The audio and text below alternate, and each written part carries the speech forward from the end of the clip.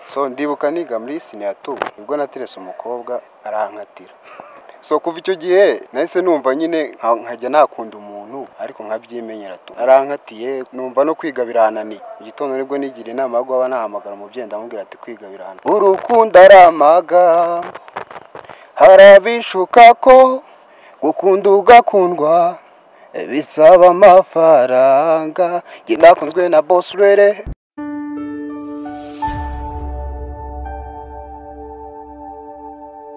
Okay, nkuko bisanzwe hangani kuri Media TV. Ndakwibutsa ko subscribe ukoresha yandi kugira ngo ubashe kubana natwe mu bintu byo bitandukana kuri iyi channel yacu. Nabwiye ko uyu mwaka tugiye kuzadukora kandi nabwiye ko tugiye kuzaduhura n'abahanzi bagiye batandukanye, abakinnyi ba filme, abakomedie, tugahura n'abandi bagiye batandukanye.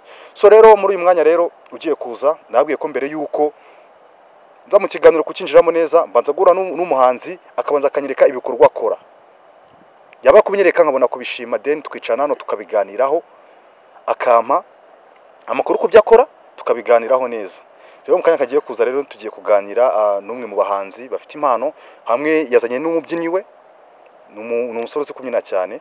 Ubwo rero nawe mukanya muraza kubabona hangaha kuri Media TV turaza kuganira then muraza kumenya ibyabo. Bari kumwe na Santiago El Julia.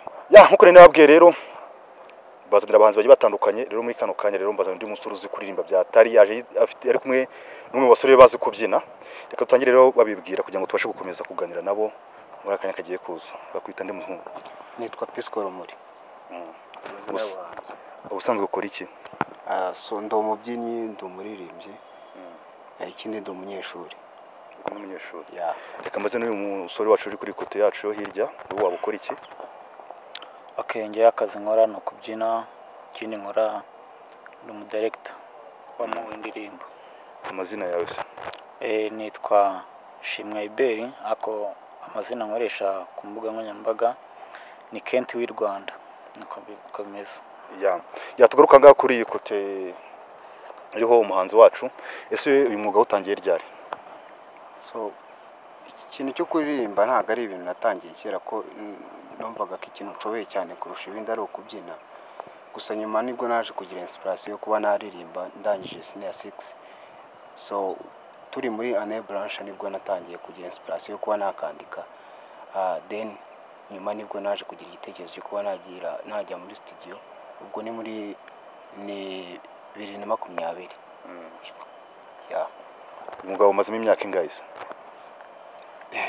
Na myaka ndayomaramo kubera ko ubu ngubu ni indirimbo mfite iracyari nshyashya kandi ikaba ariyo ndirimbo yanjye ya mbere. Urumva nta gihe kinini ndamara mu muziki. Ufite indirimbo zingahe? Nizi arizo umaze washyize hanze? Ufite indirimbo zingahe kugira ngo abantu bakurikiye ahangaha nibaza gukora search byaba kuri YouTube cyangwa izindi nkoranyambaga waba ukoresha? Ese bagushakira hehe nize indirimbo zawe bashaka kugira ngo bavuga ati uburyo wa mwana arabikora? Urakoze cyane. Kuri ubu ngubu mfite indirimbo imwe niyo nakoze irangiye yitwa Ruracyariho, kaba iri kuri YouTube channel yanjye. Abakaba bajyaho bakayisearchinga bakayibona. Ese hari itaramo wari wakoraho byibuze kuva watangira kuririmba? Ukara abana benshi baba gatangiye kuzamuka sibyo, ariko ahanini arabana bafite impano byibuze ku buryo atumirwa mu birori bitandukanye cyangwa se akagenda agatumirwa mu bintu bigiye bitandukanye, yawe mu anniversaire cyangwa he na hehe ku buryo babaririmbira. Ese we nta bitaramo wari watumirwamo cyangwa se ibirori runaka ngo uririmbemo? Yero kuvuga ngo najyaga ndirimba wenda nkiri ku ishuri nibwo najyaga ndirimba, habaye ibirori habaye ibitaramo nkajyaho nkaka stage nkaririmba, ariko nta handi hantu ndaririmba igihe kinini. Gusa ndi guteganya ko ubu ngubu ni byiza biri imbere. Nyuma yuko umuntu asohoye ibihangano urumva ikiba gikurikiye ni stage. Tugaruka kuri kote yangaha turi kumwe n'undi musore batubwiye bita Kent. Ese wowe watubwiye kubyina byange bikunde uyu musore mufasha kubyina mu muziki we sibyo, nubwo bitaratangira ngo bicemo neza ariko byange bikunde musanzwe muziranye sibyo? Ese kubyina babitangiye ryari? Okay, nkuko yabivuze ko aririmba arabyina, ikindi kintu muzeho aradesigninga azi gushushanya. Njya gutangira ibintu byo kubyina ndumva rero nabikuyeho. Twatangiye 2013 ku kigo twigaga.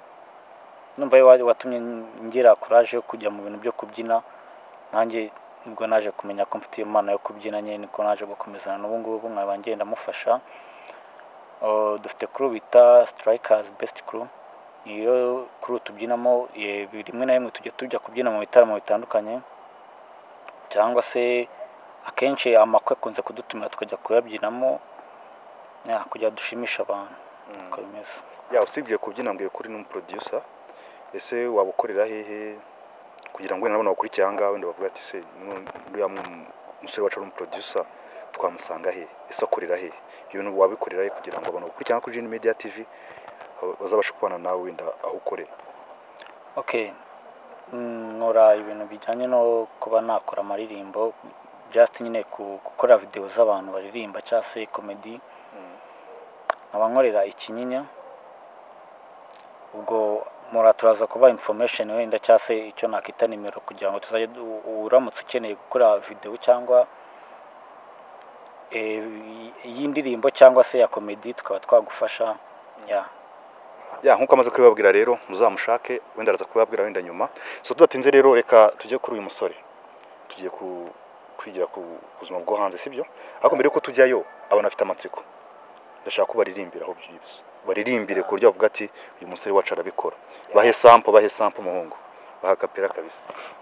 Harabibwira ko urukundo aramaga, harabishuka ko gukunda ugakundwa bisaba amafaranga. Njye nakunzwe na boss rere, ntiyansanganye ubwo bukire, yasanze nera najya natera nkiyikiriza narwara rwo kwishima.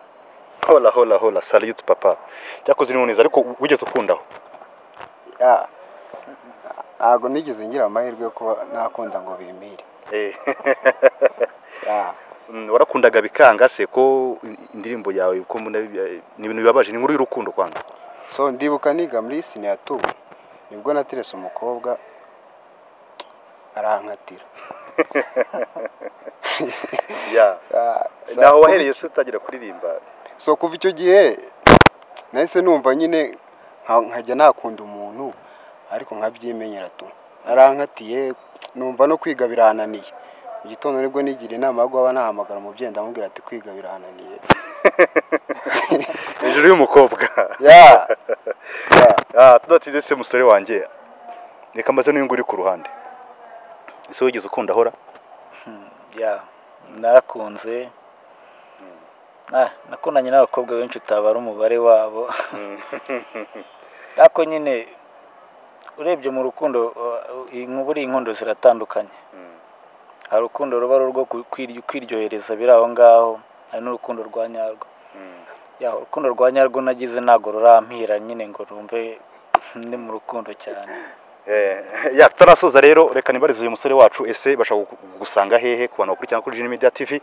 Bagusanga kuziye nkoranyambaga, duce magambo make. Nukuvuga ngo ngiye nkoresha Instagram ni piskoromuri, YouTube channel yanjye ni piskoromuri, kuri Facebook nitwa Munyeshyaka Pascal. We bagusanga hehe? Kuri Instagram yanjye ni Kenti Hub, kuri Facebook ni Kenti Rwanda, hanyuma kuri YouTube channel ni Kenti Official. Murakoze cyane rero abasore, rero twaganiriye n'utatuzabagarura n'utubashije na video yabo, bari kumwe na Santiago Julie. Ciao.